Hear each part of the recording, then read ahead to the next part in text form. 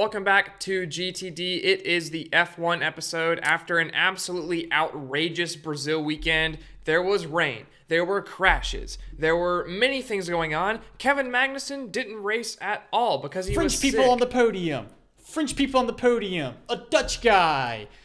There's only 3 spots on the podium. However, I'm out of places. Consistency is key, and that's why Lance Stroll drove into the gravel. Some things must always stay the same. A lot of people. And Zhou Guan Yu was last in qualifying. So yeah, some things remain the same no matter how much other things change. Let's get right into it. Let's start off with the big headline, and that is championship over. Yes. There is I think it's a 62-point gap at this point, and there are only 80 points left on offer. So Verstappen is definitely winning the championship. Leclerc is now mathematically eliminated, so I'm very sad. But he might still catch Norris, though. He's only 20 back. So Verstappen started 17th after qualifying was moved to Sunday morning. And also had the five place grid penalty. Yeah, 5-place grid penalty. And this drive, I think, is one of the best of his career. I know people are going to say, oh, the red flag, and I'll talk about Lando Norris a bit later, but Max Verstappen is just absolutely on another planet from any driver in F1 in wet conditions right now.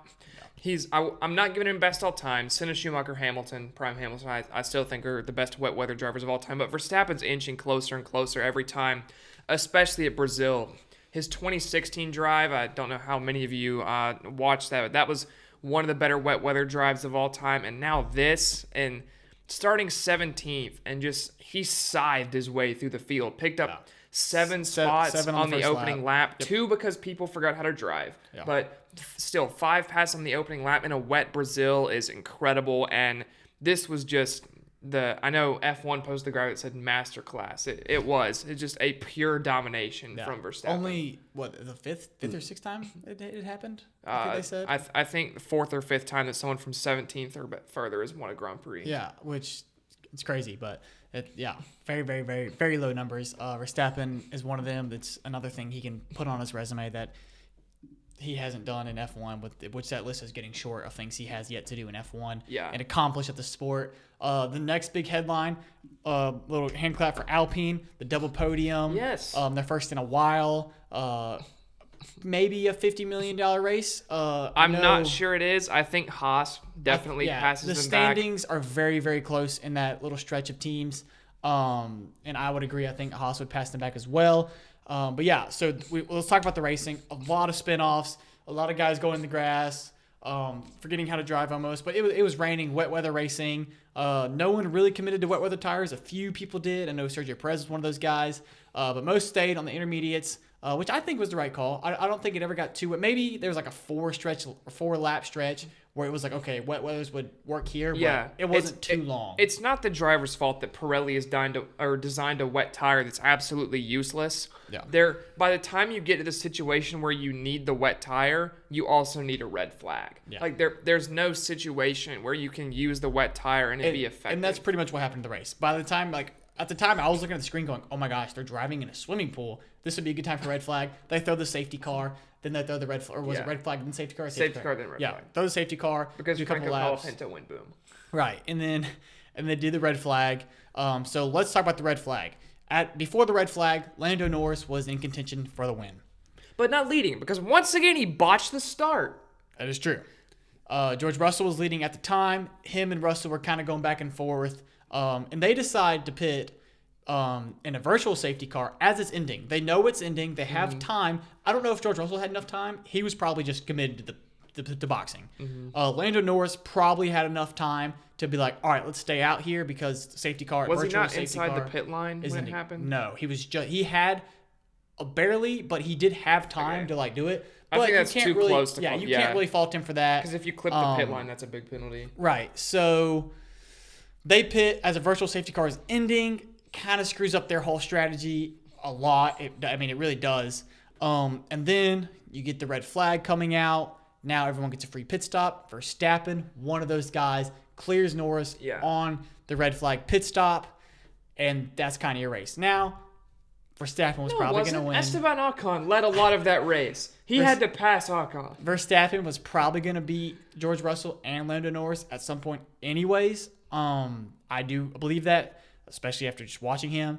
But you could say that, okay, Verstappen won with the free pit stop and the red flag, Lando Norris, whatever. Yeah, my thing is here, after the race, they asked Lando Norris about it, and he's like, oh, yeah, it's just all luck. It's no skill. And how can you say, after a year where everyone has been ripping into you for your errors, your bad starts, sometimes unfairly, I'll say sometimes unfairly ripping into Lando Norris, saying, oh, he whines about everything. And sometimes it's been warranted because there have been errors from McLaren, stuff that is not Lando Norris's fault. But you come into this, and after at Miami, when Norris got gifted that win partially because of a situation like that, then they interview Verstappen after, and they're like, well, what would have happened if that didn't happen and Lando Norris was still behind you? And it's like, hey, we can't control that. That is what it is. Verstappen did say something about he won because of the safety car. He said he was helped out by it. Yeah, but still, it's not about the reaction of Verstappen in this moment. It's about the reaction of in Miami when Verstappen was the one that got absolutely shafted by it. He goes, hey, we can't change it. It is what it is. And then when you ask Lando Norris the same thing, he goes, well, he just won because it's all luck. It's no skill. How can you call a drive from 17th to 1st in the wet no skill? I don't care if he got a red flag. He started 17th and won by nearly 20 seconds. Right. And I'm gonna play ridiculous. I'm gonna play Lando Norris here and say, okay, he had just got done with maybe the toughest race of the season from any driver. The bumps were terrible. Their backs were all hurting. It was a wet weather race, very stressful. A lot of things happened. A reporter asked him about a specific moment. He asked him about the red flag. Obviously, as a driver who lost, maybe on the red flag, we'll never know. He's going to say, yeah, that was lucky. He got that. I don't have any problem with that. It's different. It was lucky. And I think that guys like Verstappen, because Verstappen of recent has complained more than anybody on his radio about different things within a race. Mainly about the FIA, not other drivers. That's different, though. It's but he has complained about other drivers a lot of the last few weeks on his radio. It's penalties and it's racing incidents. But I think they get away with it more because he's a better driver. So I think he gets away with his little... He is a better driver, and that's the point. These on-track collisions, that's a constant F1. You're always going to have drivers complaining about on-track collisions. Every single driver is going to do that. Not every single driver after the race goes, oh yeah, the guy who won with one of the better drives of his career did it all because of luck. And this is But I think that's taken out of context. Obviously, if he was sitting right here and we asked him, oh, was it all... He's not going to be like, oh, I don't think he does. Luck. This is the same guy that you ask him about Lewis Hamilton's championships. Go, well, it's super easy to win when you have the best car. Is it, Lando? Because you're sure as heck not doing it this year. I'm trying so hard not to hate on this guy this year, but he makes it so difficult every week with he needs to figure out a different way to control himself in the media because he's snippy with reporters. He gets frustrated really quickly, and it's not the kind of it's not the same frustrated you get with a Verstappen or a Hamilton where something happens. He just sounds like a brat. Yeah, there are some rough edges that need to be smoothed out, but I think this is just a heat of the moment after a big race. A reporter kind of asked him, I mean, we're in journalism school. We know all about leading questions and things like this. A reporter kind of led him to that answer, and the reporter probably got what he wanted. He got a big headline. He used it, and now he's getting reaction from fans like yourself. Okay, and if you're Lando Norris and you don't want that to happen, have you tried driving better? Have you tried... if he gets the lead off the start instead of Russell, you don't know how far ahead he's able to pull because he was faster than Russell. I think he would have pulled away. Right, but I'm agreeing with you. That's what I'm saying about Max. Like he can talk more like that and complain more because he has the World Championships and the skill to back it up. I think Norris I think because of the way this year's gone and the way Formula One has propped up this battle for the championship, I think he kind of has a hot head right now and thinks that he can talk more than he should. But I think next year. I think especially after losing the championship and maybe, whatever you can about most of his starts this year, you won't really see this and he'll kind of chill out a little bit, maybe until he starts winning again. But that's with every sport. Every guy, Tom Brady, LeBron James, they all have the reputation of whining, but they're the best at what they do. They know the rule book. Yeah, but see, Lando Norris isn't the best at what he does. He has so far been this year, in my opinion, the third best driver in the sport. I don't know about the third. I think he's been the second. I think the points tell the great story. You think you look at the performance of the McLaren and the Ferrari all year. Leclerc is 20 points behind him. You think Norris has been the better driver? In the races Leclerc has won, Ferrari had the best car. Yeah, Hands down. And in the races that Leclerc is still finishing top 5, Ferrari's had sometimes the third or fourth best car. You forget there was a stretch early or in the middle of the year when that Ferrari was maybe the clearly the fourth best car behind even the Mercedes. The McLaren has been the fastest car most of the weekend since Miami, and Lando Norris has lost 10 points to Verstappen in that time. He's gotten closer to Leclerc than he has to Verstappen since his car has been the fastest on the grid. Yeah, I think his problem are the starts. You take away a lot of those starts, and this is a very different conversation. You can't though. Right, but if like it's consistent errors, and then even disregarding the start, you know how many times he just drove off the track? I think the perfect. Well, Leclerc has driven off the track a few times this year. Yes, but I'm talking about him versus Verstappen in this race. That's what I'm because Leclerc has a ton of unforced errors as well. Leclerc is not perfect, but in this race versus Verstappen, I think the perfect illustration of what you've seen this year, coming into turn 1, Verstappen sends it on Ocon, goes down the inside at turn 1, takes the lead. Meanwhile, Lando Norris goes straight on. Right, but that you just said he's not perfect, makes mistakes. Like, yeah, they make mistakes. They're racing hard. If he sees Verstappen in front of him, just got a free pit stop. Obviously, he's in his head. He's going to race extra hard just to try to get to Verstappen. And if you want to be in a championship battle, you cannot have those errors. I agree, 100%. That's why both Leclerc and Norris aren't in a championship battle.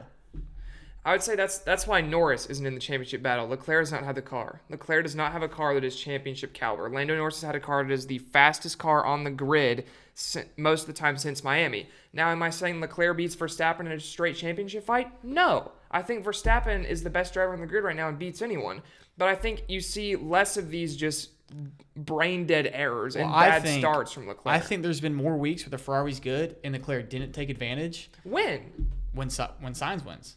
When the Ferrari is good, sometimes that's happened very twice. Very early in the season. That's happened 2 times. How many times has Piastri beaten Lando Norris this year? 4 or 5. It's more than that. And how many times? The thing is, if you have the fastest car in F1 is the most car-dependent motor racing series on the planet. If you have the best car, you should be winning races. Lando Norris and Charles Leclerc have the same number of race wins this year. Lando Norris has had the fastest car for 85% of the season. It's inexcusable. I think he should have more race wins as well. However, there has been times when Sainz has just flat out beat Leclerc on skill. Twice. Over 23 races, or not 23, we're not that, in about 20 races, it's happened twice. He's only finished in front of Leclerc twice? On races where Ferrari brought a good car. You're talking about races where Ferrari had a good car. No, I'm just talking about overall. There's been times where Sainz has just straight up beat Leclerc. Okay, it's been about 4 or 5 races and it's been a few times where Leclerc had opportunities to pass, and Leclerc just like outshined him and outdrove him. It happened the first 3 weeks, like the first 3 weeks. Leclerc or Sainz was just better. He was the better driver than Leclerc, and then Leclerc started winning. And you look at the standings right now, and Leclerc is obliterating Sainz. Right. It's over the course of the season, Leclerc has been the better driver. No question. Than Norris, yes. I'm just saying that Leclerc, if he had taken more advantages over those races when Ferrari was better and Sainz just outdrove him, then you could argue. What? He's finished right behind Sainz on a lot of those occasions. At Australia, he finished second behind him, and then Sainz the other one, he was close to him as well. So you're talking about maybe a 15-point gap for Leclerc. With Norris, you're looking at 7 missed race wins where he's coming home third or second, third, maybe even fourth. Norris has been more consistent on the podium. He hasn't. He's been more consistent on the podium, yes, but he's not been more consistent at delivering what that car is capable of. If you have if this was flipped right now and Ferrari had the fastest car for the same amount that McLaren had the fastest car, I would be furious that Leclerc was not in the championship lead right now.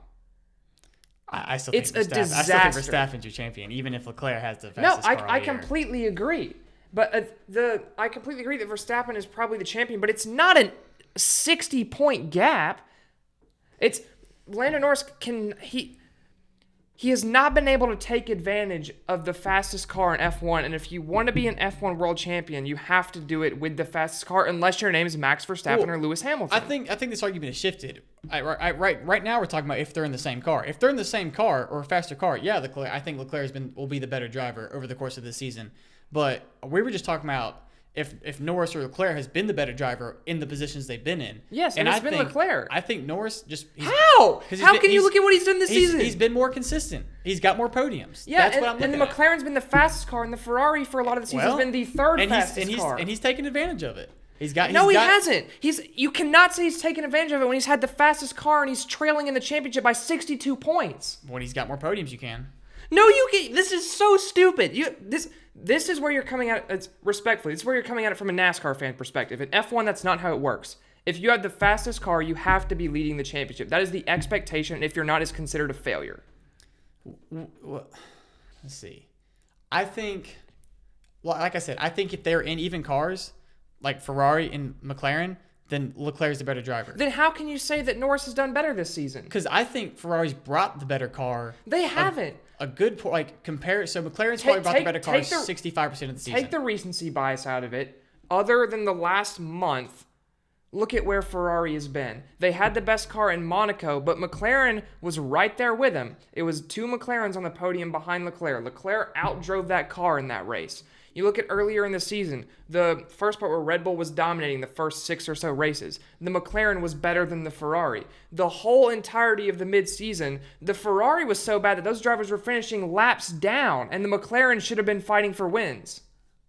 Take the recency bias out of it. Look at the whole season. The McLaren car has absolutely cleared the Ferrari for 85%, if not more, of this season, and yet Lando Norris is only 20 points ahead of Charles Leclerc. I would go about 75% of the season. McLaren has been flat out. Okay, better. fine. 75% of the season, and a lot of that time the Ferrari's been the third best car, and the McLaren's been the best. And how do you explain just a 20-point advantage there? You have to be killing that guy. Lando Norris should not even be in a conversation fighting Charles Leclerc this season. It should be against Verstappen. Yeah, I get what you're saying. Leclerc, yeah, maybe. I don't think he's miles better than Lando Norris right now. I'm not saying he's miles. Just because McLaren, I know they've had the better car and he should be contending for wins, but he has been the guy on the podium week in and week out. I'm not saying he's miles better, but I'm saying when the car is that much better, of course he's going to be on the podium more. That's how F1 works. That's why Alpine's only been on the podium once, and this week because the car's nowhere close. Well, I mean, Verstappen, Red Bull's been nowhere the last half of the season. And Verstappen's a freak talent. Right, but he still is consistently on the podium week in and week out with the car that sucks. Like Leclerc's not. And that's why Verstappen is the best driver in the sport. But Lando Norris has not been able to it's in Norris versus Leclerc. I don't see how you can say Norris has capitalized better when you look at if you look at average finish. If you say the Ferrari has on average, you would expect Charles Leclerc to finish 4th. You would expect him to finish 4th every race because the 2 McLarens should be beating him and Verstappen should be beating him. I think he's 3rd. I think the points tell the perfect story right now of the drivers. And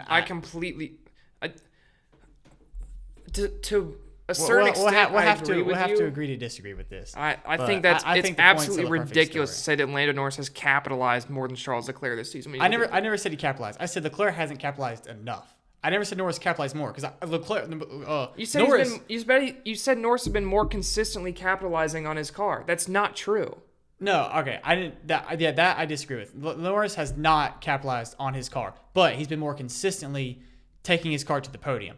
Because it's a better car. But Leclerc, because it's the fastest car. All I'm saying is Leclerc hasn't capitalized enough for me to say, oh yeah, he's one step ahead of Lando Norris. I don't understand how you can think that with a car that on pace has been 3rd best for a lot of this season. I am very interested to see how they race against each other next year because I think next year we'll see a very tight points race for the championship, and I'm very excited.